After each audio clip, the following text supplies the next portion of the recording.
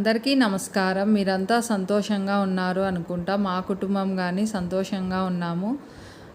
ఇదొచ్చేసేసి ఇంక ఉదయాన్నే నిద్ర లేస్తానే శనివారం రోజు ఇంగా మా చిన్నబ్బాయి చూడండి ఉర్లి డెకరేషన్ చేసినాడు. పింకు చుట్టూ పెట్టి మధ్యలో వైట్ పెట్టింటే బాగుండు కదా. అయినా పిల్లలు చేసినప్పుడు మనం బాగుంది అని చెప్పాలా. చెప్తా అంటేనా వాళ్ళు ఆటోమేటిక్గా మనల్ని చూసి నేర్చుకుంటారు. కృష్ణయ్యకి కానీ పారిజాతాలు ఏరకచ్చి పెట్టినాడు. ఇది వచ్చేసి తెల్లవారుజామున 4:30 అయింది. నేను నిద్ర లేచి యోగా చేసుకొని, మనం యోగా చేసుకున్నా ఇంకా వేరే పనులు చేసుకున్నా ఏ పని అప్పుడువి ఎక్కడ పెట్టాలో అక్కడ పెట్టేసినామంటే మన ఇండ్లు శుభ్రంగా ఉంటుంది.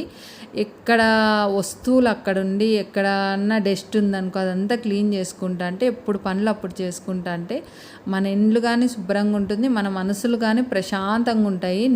నాకు తెలిసిన విషయము ఇక్కడ మా చిన్నబ్బాయి అనుకోండి, మా చిన్నబ్బాయికి ఎక్కడ నచ్చితే ఆ రూమ్లో వనుకుంటాడు. ఈ విధంగా ఉంటుంది. అక్కడ చిన్నబ్బాయి వెనకాల పిల్లో నిలబెట్టినాడు చూడండి. మా చిన్నబ్బాయికి దిండు అనేది అలవాటు లేదు. పిల్లలకు దిండు అలవాటు చేయకపోవడమే మనం చాలా మంచిది.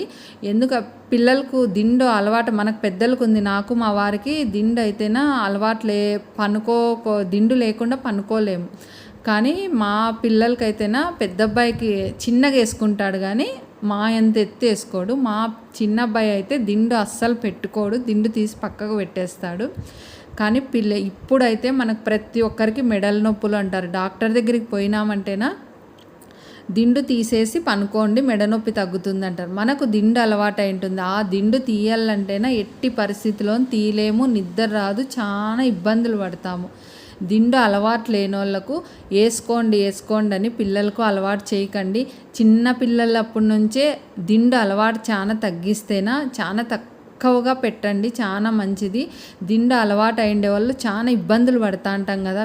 నాతో పాటు మీరు కానీ పడతా అంటారు కాబట్టి నాకు తెలుసు కాబట్టి చెప్తాను. చిన్నపిల్లలకు దిండు అలవాటు చేయకపోవడమే మనం చాలా మంచిది. ఇప్పుడు దిండు దాని గురించి అక్కడ కనిపించింది కాబట్టి దిండు గురించి మాట్లాడుతున్నాను.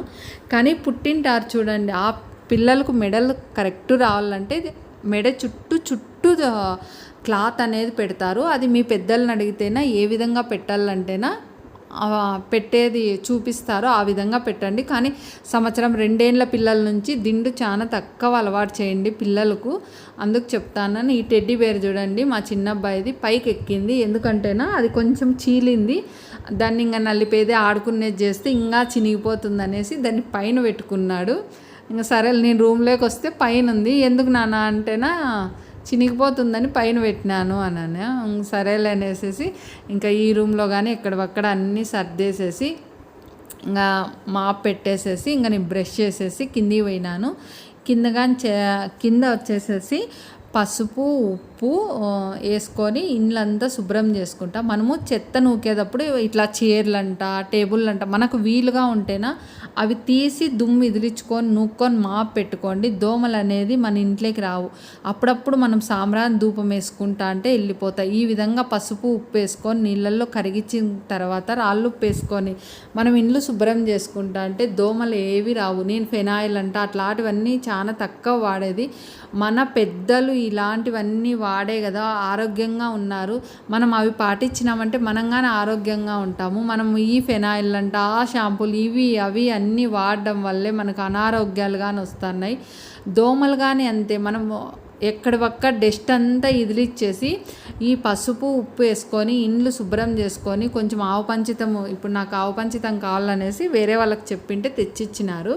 కానీ నైట్ టైం అక్కడ పెట్టిపోయినారు. ఇంకా అప్పటికప్పుడు పట్టిండేదైతే నేను కడుపులోకి కానీ తాగుతాను. వెంటనే పడతారు చూడు, అప్పుడు వెంటనే తాగుతా. కొంచెము లేదనుకో మళ్ళీ తాగను. ఇంక ఇండ్లంతా శుభ్రం చేసుకొని సాంబ్రాణి ధూపం వేసుకుంటానే మనకు దోమలు ఉన్నా కానీ వెళ్ళిపోతాయి. దోమలు ఉన్నప్పుడు కొంచెం ఎక్కువ వేసుకోండి సాంబ్రాణి ధూపము పోతాయి. నేను ఉగ్గాని చేద్దామనేసి పచ్చిమిర్చిను మా అబ్బాయి వచ్చేసి కరేపాకు ఏరి పక్కన పెడతారు. నేను వచ్చేసి మిక్సీ జార్లోకి వేస్తా.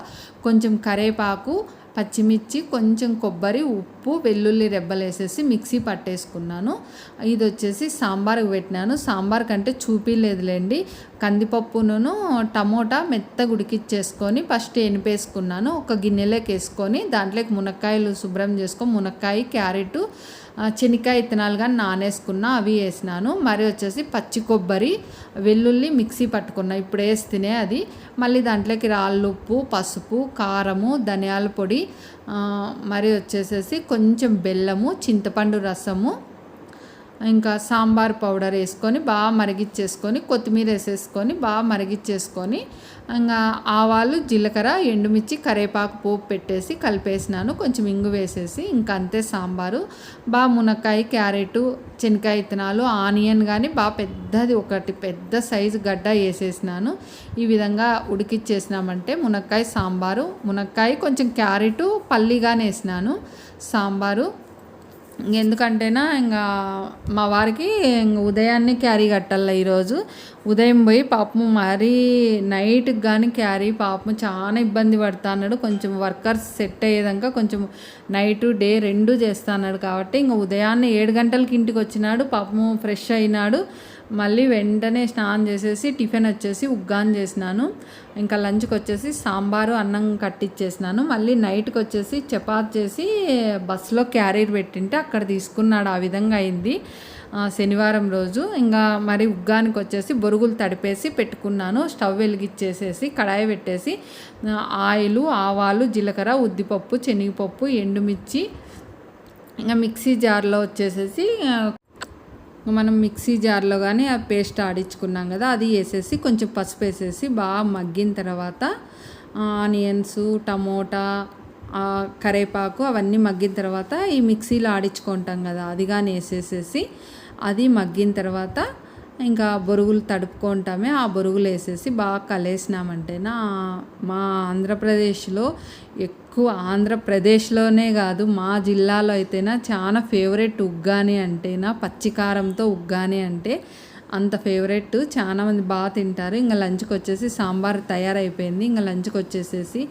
అక్కడ రైస్ కానీ పెట్టేసినాను. రైస్ అయిపోతానే ఇంకా మా శ్రీవారికి ఇంకా పెరుగు, సాంబారు, రైస్ క్యారీ కట్టిచ్చేస్తే మళ్ళీ నైట్కి వచ్చేసి ఇంకా మళ్ళీ బీట్రూట్ చపాతీ చేద్దామనేసి అనుకున్నా కానీ సాంబార్ ఉంది. నాకు చిన్న ఫంక్షన్ ఉంటే నేను బయటికి పోయినాను. ఇంకా సరేలే అనేసి ఇంకా సాంబారు చపాతీ చేసి నైట్కి కానీ కట్టించిన. లంచ్కి వచ్చేసి మా నాన్న అమ్మ ఊరికి వెళ్ళిందంట కదా, నాన్న కానీ లంచ్కి వచ్చినాడు. నాన్న లంచ్ చేసి మరి వచ్చేసి నైట్కి కానీ డిన్నర్ తీసుకొని పోయినాడు. మరి ఇవన్నీ గిన్నెలన్నీ శుభ్రం చేసి నాకు చిన్నది ఫంక్షన్ ఉంది, ఫంక్షన్కి పోవాల. ఈ విధంగా నాన్నగారు వచ్చింటే నాన్నకు కానీ మళ్ళీ 4 గంటల 3:30 అయిందిలేండి టైము. భోంచేసేసి నాన్న నైట్కి మళ్ళీ ఇబ్బంది అవుతుంది కదా, నాన్న రైస్ చేసుకుంటాలేమ్మా అని ఏమొద్దులే అనేసి చేసి మా నాన్నకు కానీ క్యారీర్ కట్టిచ్చేసినాను. శ్రీవారికి క్యారీరు, నాన్నకు క్యారీరు, అవ్వకు సాంబార్ ఇచ్చేసి వచ్చినాము. అన్ని క్యారీర్లు కట్టే డ్యూటీ ఎక్కువ నాకు, అంత ఈ విధంగా ఉంటుంది. ఇంక సరే వచ్చేసి మనవనికి బాయ్ బాయ్ చెప్తాన్నాడు. నేను కానీ బాయ్ చెప్తాను, పోయిస్తాను నాన్న అని నా కొడుకు చెప్తాను. మనం మరొక వీడియోలో కలుద్దాం.